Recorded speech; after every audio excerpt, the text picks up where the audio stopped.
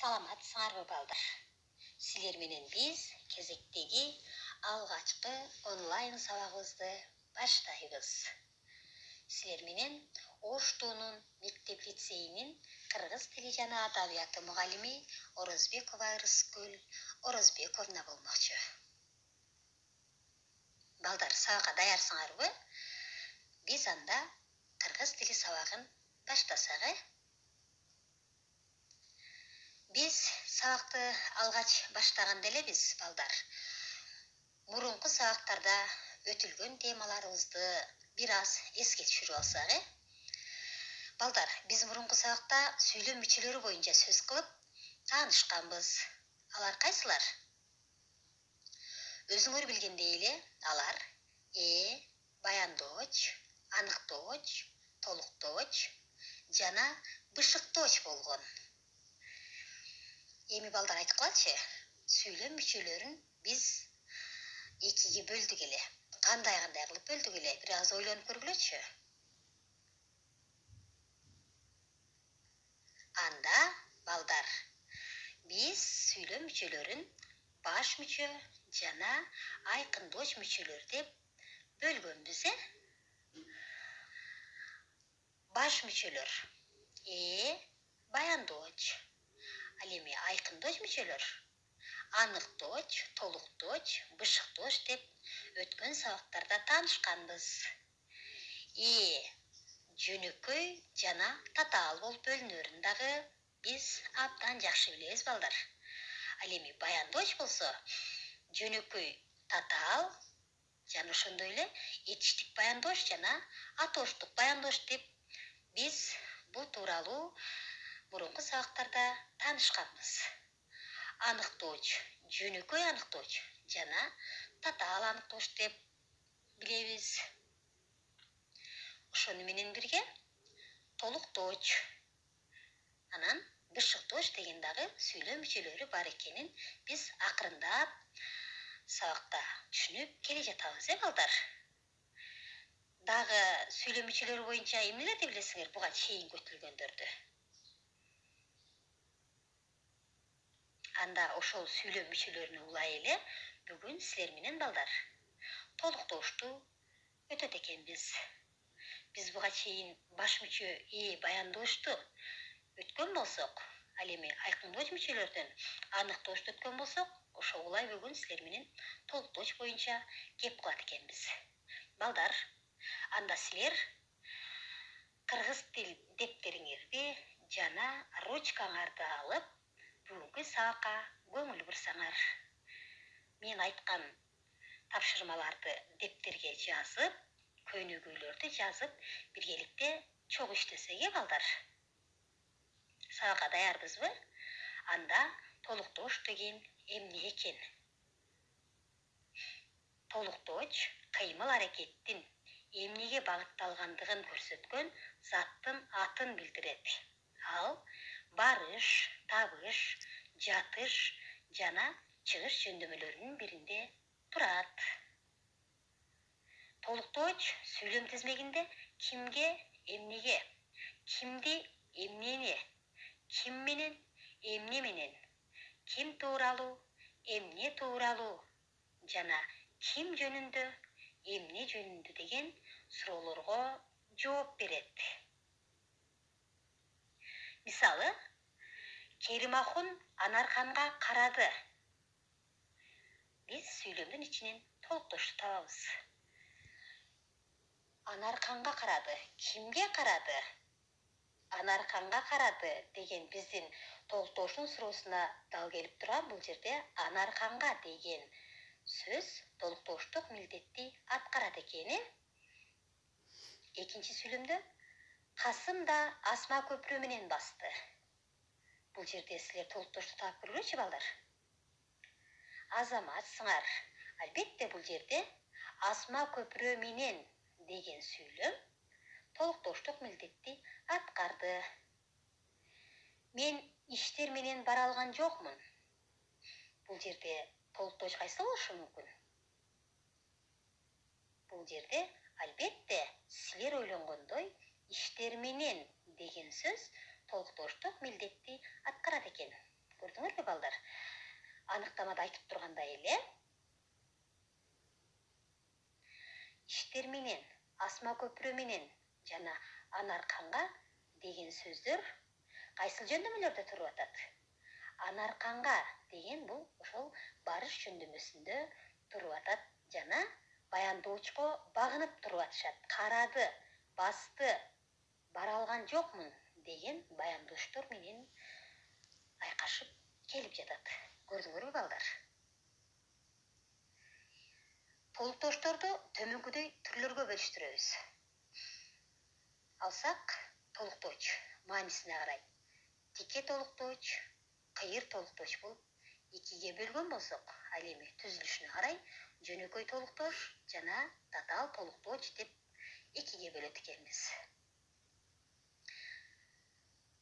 Анда эмесе балдар, бул жерде тике жана кыйыр толуктооштор тууралуу дагы түшүндүрө кетсек, тике толуктооч бул табыш жөндөмөсүндө туруп, кыймыл аракет тикеден тике багытталат дейт. Көрдүңөрбү? Бир гана бул табыш жөндөмөсүндө турат экен дагы, кыймыл аракет тикеден тике багытталат дейт.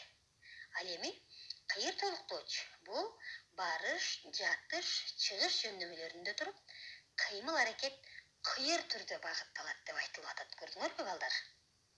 Биз адегенде тике жана кыйыр деген сөздүн маанисин түшүнөбүз да, Мисалга алсак, балдар, салыштырып көргүлө. Сууну ичти, суудан ичти деген эки сүйлөмдө сууну бул жерде табыш жөндөмөсүндө туруп, тикеден тике ошол сууну гана ичкендиги айтылып жатат. Ал эми суудан ичти дегенде кыймыл аракет бир аз кыйыр түрдө багытталып жатат. Суудан ичти. Ал кайсыл суудан ичкендиги бизге бир аз белгисиз. Ошон үчүн кыйыр түрдө дейбиз. Сууну ичти дегенде кайсыл бир көрсөтүлгөн сууну ичти. Көрдүңөрбү? Бул жерде сууну ичти деген тике толуктооч, ал эми суудан ичти деген кыйыр толуктооч болот экен. Китепти окуду. Китепти окуду. Ал эми кийинкиси китептен окуду. Балдар, айырмачылыкты байкап жатасыңарбы? Китепти дегенде табыш жөндөмөсүндө туруп тике толуктоошту билдирип атат. Ал кайсыл бир көрсөтүлгөн китепти окуду. Кыймыл аракет тике багытталды, көрдүңөрбү? Китептен окуду. Ал кайсыл китептен окуду? Бул жерде бизге бир аз кыймыл аракет тикеден тике эмес, кыйыр түрдө берилип жатат.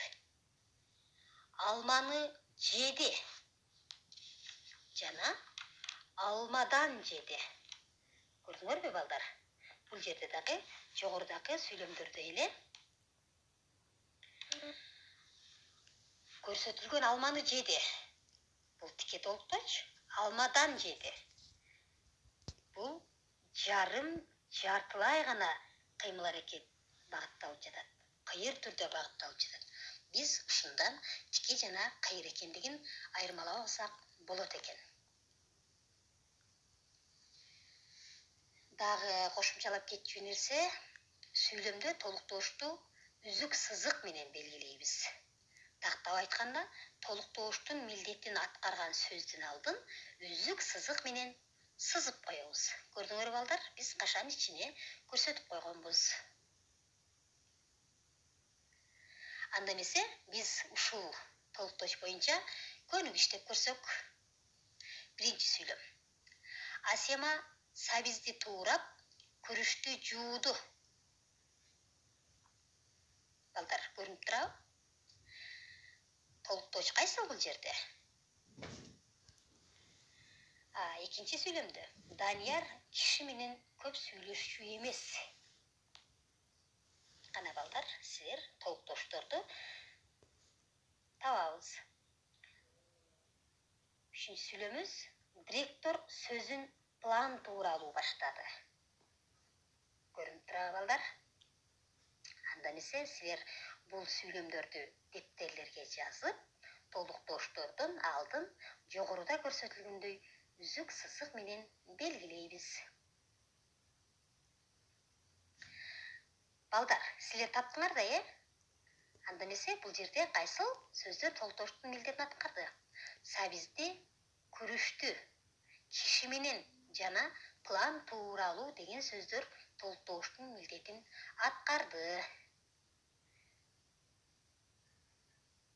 Демек балдар, силер сүйлөмдүн ичинен толуктоошту таап же толуктоошту катыштырып сүйлөм түзө аласыңарбы?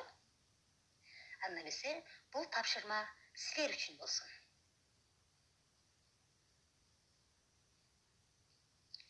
Балдар, бул жерде өзүңөрдүн китебиңердеги текстти мен бул жерге жайгаштырганмын. Силер китебиңерден алып дагы иштесеңер болот. Кашаанын ичиндеги сөздөргө тиешелүү мүчөлөрдү улап, бош жерлерге коюп, сүйлөмдү көчүрүп жазгыла дейт. Карагылачы балдар. Бул жерде кашаанын ичинде жүгөн жана ооздук деген сөздөр турат, Бардыгыбыз китебибизди карайбыз. Мисалы, кантип иштейбиз? Биринчи сүйлөмдү биргеликте аткарып көрөлү. Жүгөндү колуна уруп жиберип, ооздук менен салмоорлоп кармады деп кашаанын ичинде сөздөр чыгарып иштейбиз, балдар.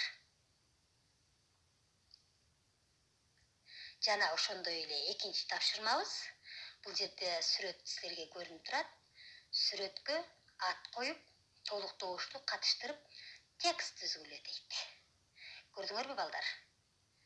Адегенде сүрөткө ат коебуз. Андан кийин толуктоошту катыштырып, текст түзүп, кайсыл сөздөр толуктооштун милдетин аткарган болсо, алардын алдын үзүк сызык менен сызып, белгилеп коебуз. Булар силерге тапшырмалар болсун, балдар.